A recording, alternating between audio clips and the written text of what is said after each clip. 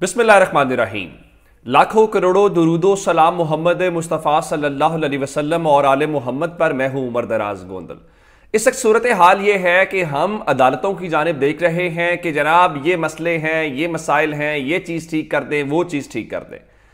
लेकिन लगता यह है कि पाकिस्तान की अदालतें, पाकिस्तान का अदालती निज़ाम या तो नवाज शरीफ को रिलीफ देने के ऊपर लगा हुआ है। अब आप कहेंगे कैसे?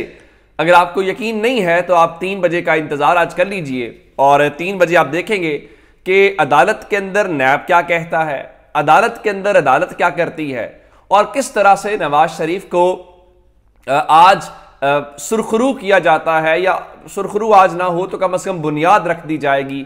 ये चीज़ें आपको अंदाज़ा होगा। मैंने आपको कहा था कि नवाज शरीफ ने जेल नहीं जाना, और आप देख लीजिए कि नवाज शरीफ अभी तक जेल नहीं गए और आगे भी जेल जाने का उनका कोई इरादा नहीं है। ये अलग बात है कि उनके डॉक्टर ने पंजाब हुकूमत को बताया है कि उनकी तबीयत अभी मुकम्मल तौर पे ठीक नहीं हुई, इसलिए वो जेल नहीं काट सकते।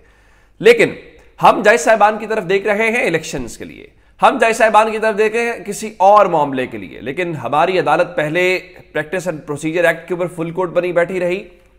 पाकिस्तान के आम आदमी का क्या लेना देना है कि जज एक बेंच बनाए या 15 जज बेंच बनाए। लेकिन जाहिर है कि हमारे यहां ये चलता है। अब जरा एक और मामला देख लीजिए। अगला मामला ये है कि मुस्लिम लीग नून कहती आई है कि जब जस्टिस काजी फायज ईसा आएंगे तो सुप्रीम कोर्ट के कुछ जजेस जो हैं वो फारिग हो जाएंगे या फारिग किए जाएंगे।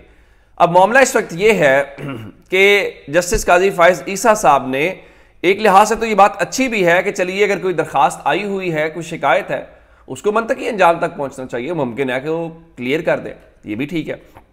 अब खबर ये है कि चीफ जस्टिस काजी फायज ईसा ने सुप्रीम जुडिशल काउंसिल का अहम इजलास कल तलब कर लिया है। और आप जानते हैं कि जस्टिस एजाजुल एहसन के खिलाफ भी शिकायत थी और उसके ऊपर जस्टिस तारिक मसूद ने अपनी राय भी दी थी और उसको फारिग कर दिया गया था। अब चीफ जस्टिस की सरबराही में जो सुप्रीम जुडिशल काउंसिल का इजलास है वो कल दिन 11:30 बजे होगा, यानी 27 तारीख को। अब ये चूंकि इन कैमरा होता है और इसमें बाहर के लोग नहीं होते, जज साहिबान ही होते। मैं बता देता हूं उसमें कौन कौन है। जब काजी फायज ईसा का अपना आया था तो उन्होंने कहा था कि ये मेरी इन कैमरा जो है कैमरे के सामने मेरी प्रोसीडिंग्स की जाएं, तो क्या अब सुप्रीम जुडिशल काउंसिल की कार्रवाई ओपन कैमरा होगी या नहीं होगी, ये भी अहम सवाल है।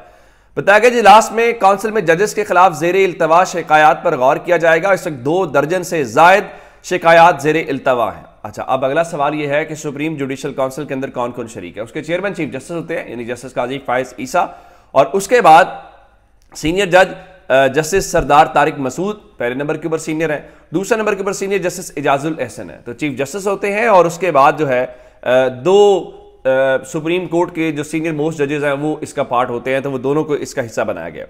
उसके बाद 2 जो सीनियरिटी के ऊपर चीफ जस्टिस होते हैं हाई कोर्ट्स के, उनको शामिल किया जाता है। तो उस सीनियरिटी के लिहाज से भी chief justice Lahore high court justice अमीर भट्टी साहब और chief justice Balochistan high court justice Naeem Akhtar Afghan जो हैं वो भी काउंसिल के मेंबर हैं। तो मजमूई तौर पे ये 5 अफराद हैं और ये 5 अफराद तय करेंगे। और उसमें जो सबसे बड़ी बात है जिसमें लोग अब बात कर रहे हैं, और वो क्या है, वो है बुनियादी तौर पे जस्टिस मुज़ाहिर अली अकबर नकवी के हवाले से। चूंकि मुज़ाहिर अली अकबर नकवी को नून लीग के दौरे हुकूमत में बाकायदा एक कैंपेन चलाई गई और वो जो रेफरेंस दायर करने वाले हैं वो जी क्या कहते हैं, क्या उसको मांगना चाहिए कि कहना चाहिए कि वो किसके टाउट हैं, ये भी एक बहरहाल अपनी जगह पे एक सवाल है और वो कोई छुपी हुई बात नहीं। मसला ये है कि जब इस किस्म की चीज़ें होती हैं तो ज़ाहिर है फिर और सवालिया निशान है। लेकिन मेरे ख्याल से ये ठीक है, इदारों के अंदर भी एक अकाउंटेबिलिटी होनी चाहिए और शफाफियत आनी चाहिए। लेकिन मेरा एक और नुक्ता नज़र भी है और वो ये है कि इस वक्त अहम केसेस ज़्यादा ज़रूरी हैं, बाकी चीज़ें ज़रूरी हैं, मगर उसको ज़्यादा जल्दी, यानी अगर इलेक्शन वाला मामला आप निपटा लें तो और ज़्यादा ज़रूरी है। जब आपके मुल्क का सदर भी कहे कि मुझे भी इलेक्शन की तारीख का अंदाज़ा नहीं है, मुझे भी इलेक्शन की दी हुई तारीख के ऊपर इलेक्शन होने का यकीन नहीं है, तो फिर आप समझ लीजिए कि आप इस वक्त किस चीज़ के अंदर पड़ गए हैं। और इस वक्त पूरे का पूरा यही है कि जनाब नवाज शरीफ को सिक्योरिटी कितनी देनी है, नवाज शरीफ को प्रोटोकॉल कितना देना है, वो हम जी हज़ारों पुलिस एहलकार जो है वो लगाए जाएंगे। बिल्कुल ठीक है, आप ज़रूर जो है वो करें। अच्छा, अब ये तो हो गई एक तरफ वाली बात। दूसरी तरफ اب اس بات کے اوپر جہاں تک جلسے جلوس ہیں تو جلسے جلوس کا تعلق چونکہ الیکشن کے ساتھ ہے. یہ الگ بات ہے کہ مسلم لیگ نون بار بار کہہ رہی ہے، جس طرح اسحاق ڈار نے رات کو مہر بخاری کے شو میں بیٹھے ہوئے تھے، ان کا جی ہماری کوئی ڈیل نہیں ہوئی، نواز شریف اقتدار میں آ گئے تو بیانیہ مفاہمت کا ہوگا. لیکن مصطفیٰ نواز کھوکھر جو پیپلز پارٹی سے الگ ہوئے، انہوں نے بڑی ہی دلچسپ بات کی. انہوں نے کہا عشق، مشق اور ڈیل کبھی بھی نہیں چھپتی. تو مسلم لیگ نون جتنا مرضی کہتی پھرے کہ انہوں نے ڈیل نہیں کی، تو ڈیل ظاہر ہے کہ وہ اب ایک روز روشن کی طرح آیا ہے. ڈیل نہ ہو تو پنجاب حکومت آپ کی سزا کیسے معطل کر سکتی ہے؟ ڈیل نہ ہو تو آپ کو جیل جائے بنا کیسے یہ ریلیف مل رہا ہے؟ تو یہ بڑے اہم سوالات ہیں. یہ الگ بات ہے طلال چودھری کہتے ہیں جی نون لیگ کو ریلیف نہیں، تاخیری انصاف جو ہے وہ مل رہا ہے. اور وہ کہتے ہیں کہ جی ہمیں جو انصاف ہے وہ جسٹس قاضی فائز عیسیٰ آئیں گے تو انصاف فراہم کریں. ایک بڑا اہم نقطہ ہے، پھر جلسے والی خبر آپ کو دیتا ہوں. فیصل کریم کنڈی نے کہا ہے کہ جلسے تو بھرنا آسان ہے اور جلسہ آپ نے بھر بھی لیا، لیکن اصل معاملہ یہ ہے کہ نون لیگ بکسے کیسے بھرے گی. لیکن یہ بڑا اہم نقطہ ہے جو فیصل کریم کنڈی کہہ رہے ہیں کہ نون لیگ جلسے بھرے ٹھیک ہے، لیکن بکسے کیسے بھرے گی.